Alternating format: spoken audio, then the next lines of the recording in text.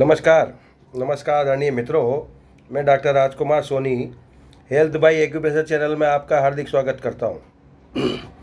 मेरे स्वास्थ्य उपयोगी वीडियोस आपसे अनुरोध है कि ज़्यादा से ज़्यादा लाइक करें, शेयर करें और चैनल को सब्सक्राइब करें और उन लोगों तक पहुंचाएं जो कि बिना दवा के अपनी समस्याओं का, स्वास्थ्य संबंधी समस्याओं का उचित हल चाहते हैं। खान पान की चीज़ों में उचित परिवर्तन करके अपनी अच्छी जीवन शैली अपनाकर वो स्वस्थ रह सकते हैं।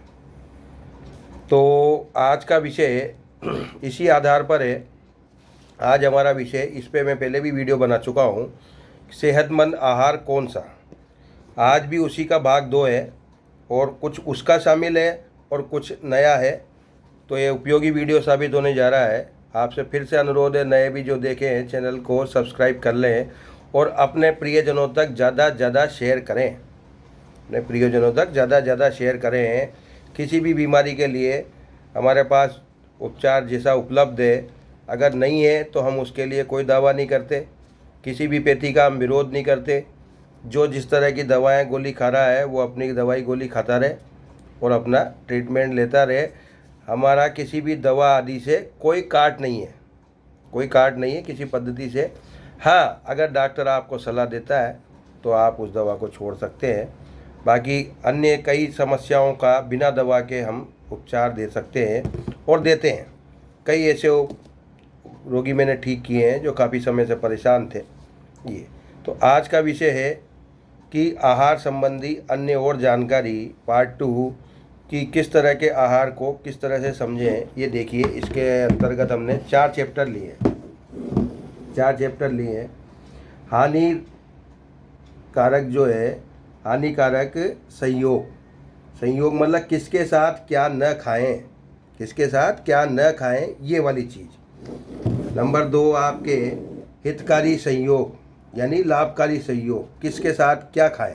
पहले में क्या है, किसके साथ क्या न खाएं। दूसरे में क्या है, किसके साथ क्या खाएं।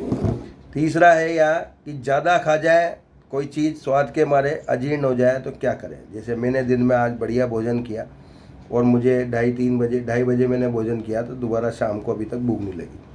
अभी एसिडिटी का पॉइंट लगाया मैंने और अब ऐसा लग रहा है कि मुझे कुछ खाना पड़ेगा सोने से पहले। इस वीडियो बनाने के बाद रात में 11 बजे मैं वीडियो बना रहा हूँ। और चौथा है औषधीय दुष्प्रभाव कैसे ठीक करें। सब भोज्य पदार्थों से ठीक होंगे कैसे है, क्योंकि ये लंबा चैप्टर है और याद रख पाना इसको संभव नहीं है।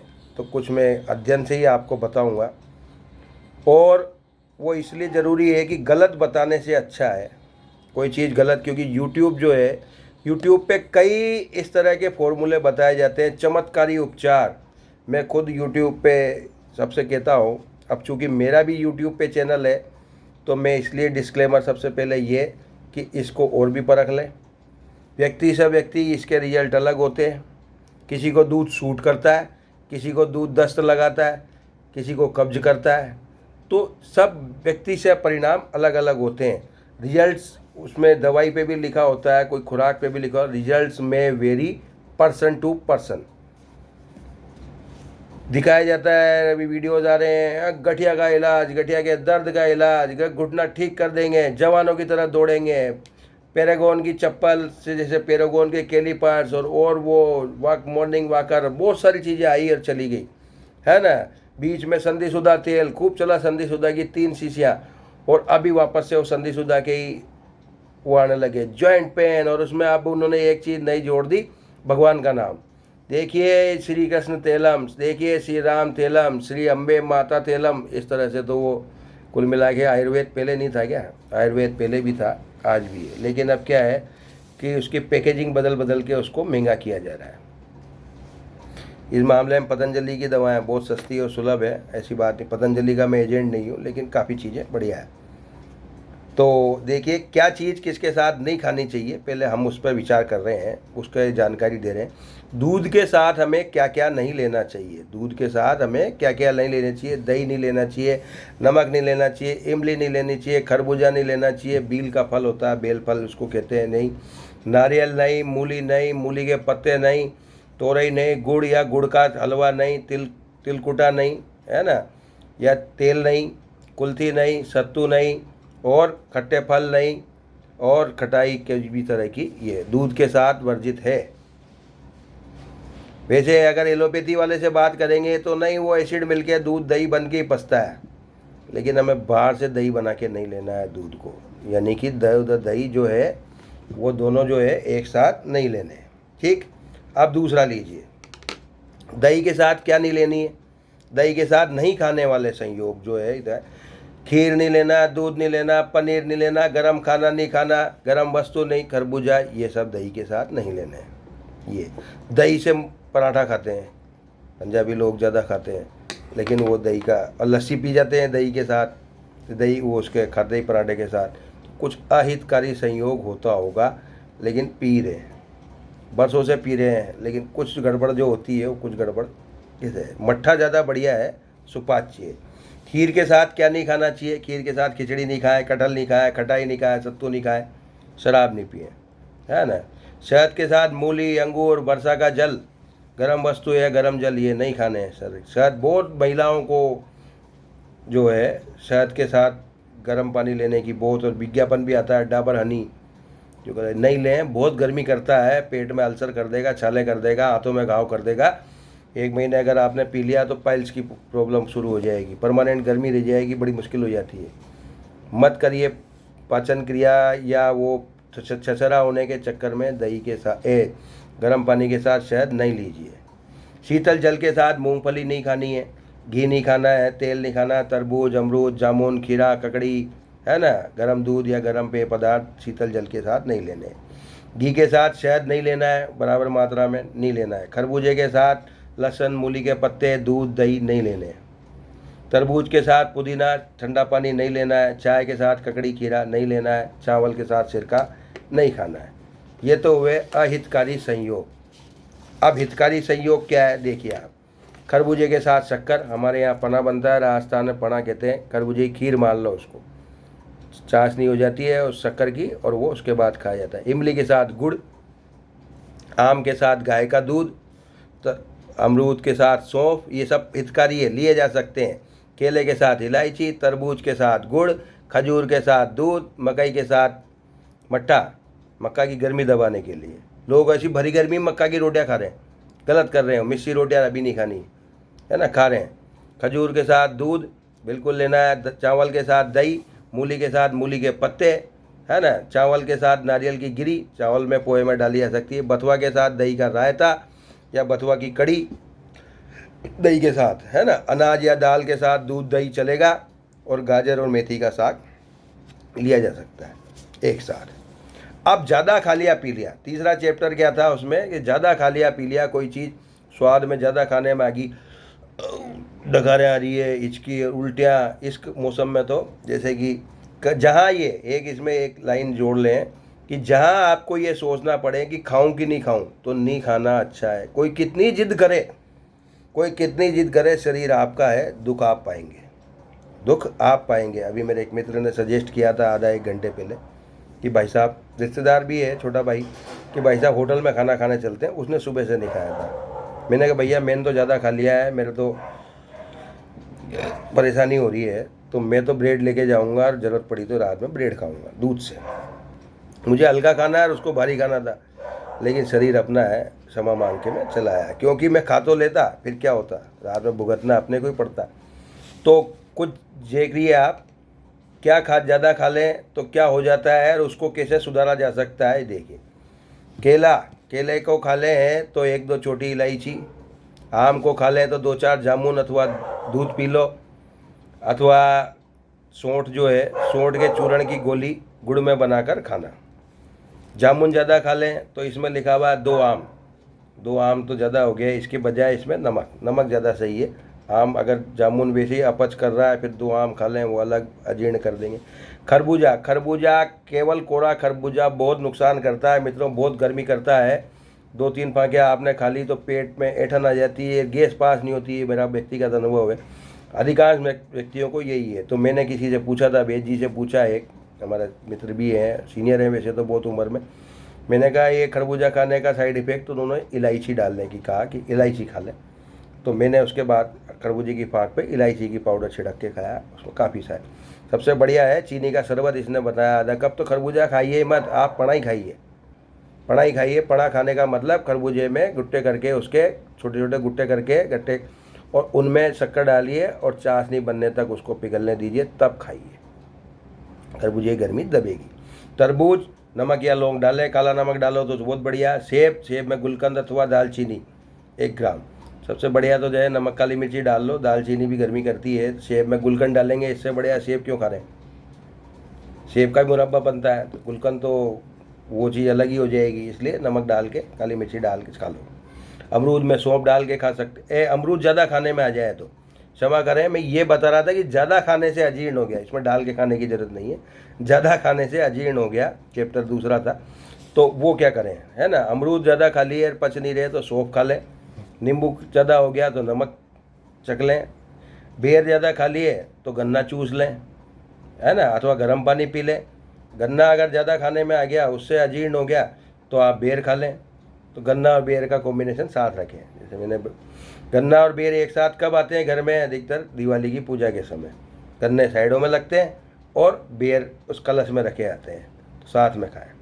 चावल ज़्यादा खाने में आ गए तो नारियल की गिरी का टुकड़ा, नारियल है ना, अथवा अजवाइन की फाँकी ले लें, अथवा दही अथवा गर्म दूध। उड़द की दाल ज़्यादा खाने में आ गई तो गुड़।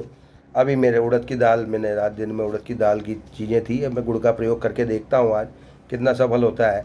अभी तक मुझे भूख नहीं लग रही है, 2 बजे खाना खाया था, तो उसका अब आगे के लिए भी ध्यान रखूँगा। ये उपाय मुझे भी मिल गया। मूंग मोठ चने की दाल ज़्यादा होगी तो सिरका लें। मटर ज़्यादा खाने से गड़बड़ हो रही है तो अदरक या सौंठ लें। अनाज या दाल किसी भी तरह की ज़्यादा खाने में आ गई, दूध दही लें। बेसन ज़्यादा खाने में आ गया तो गरम मसाला या मूली के पत्ते खाएं। इमली ज़्यादा खाने से नुकसान हो रही है तो गुड़ खाएं। मूली ज़्यादा खाने में आ गई तो मूली के पत्ते, तिल्ली चबा के खाएं। तिल्ली अचानक से नहीं खानी चाहिए, तिल्ली बहुत गर्मी करती है।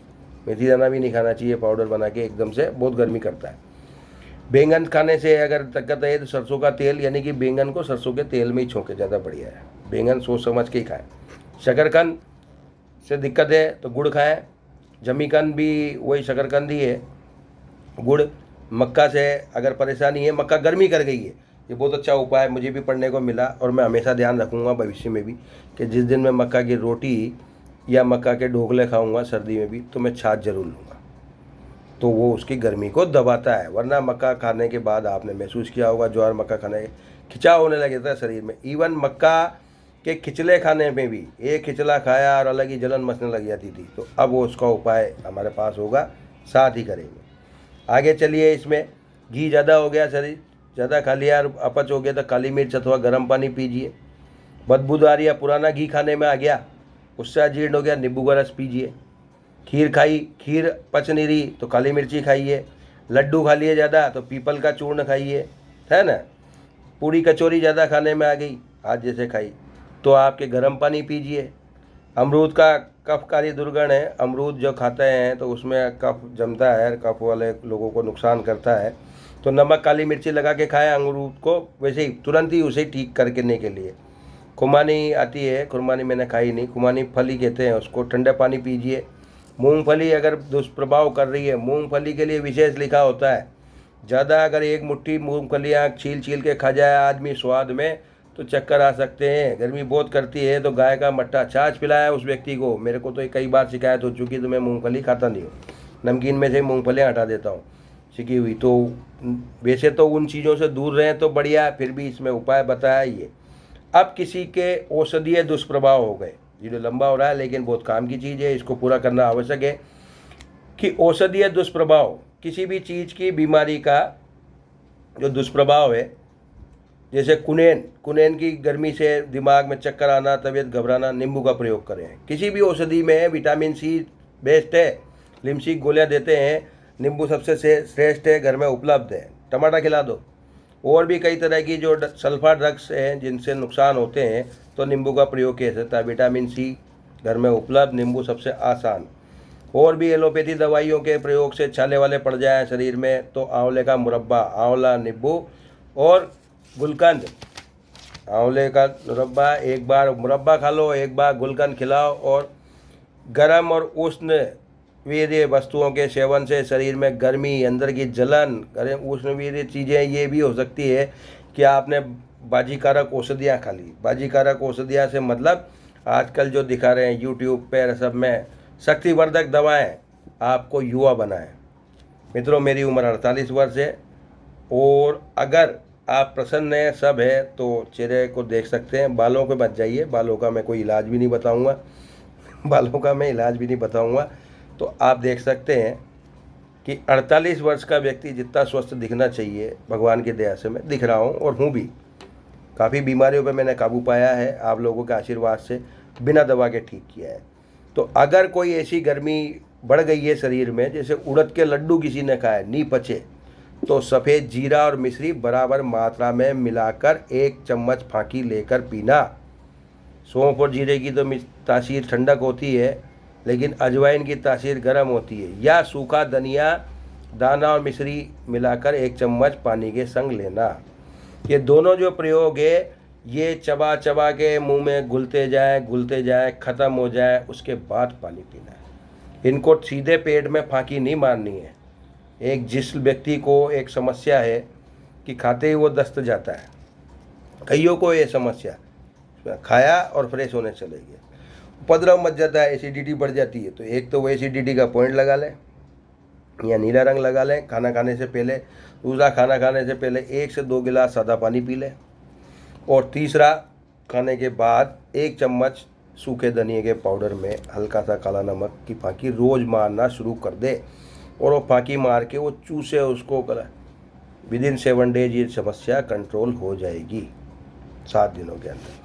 आशा है वीडियो उपयोगी साबित होगा और समस्त बातें आपको बहुत तरीके से समझ आई होगी। पुनः अनुरोध है कि आप वीडियो को लाइक करें, शेयर करें, चैनल को सब्सक्राइब करें।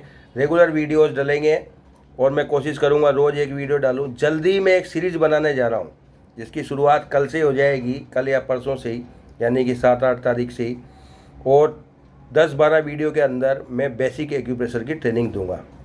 एक स्टूडेंट साथ में रहेंगी, उनके प्रश्न होंगे, उस समस्याओं का समाधान होगा। मेरे मोबाइल नंबर 9928492069 पर आप संपर्क कर सकते हैं, सशुल्क परामर्श ले सकते हैं। नमस्कार, धन्यवाद।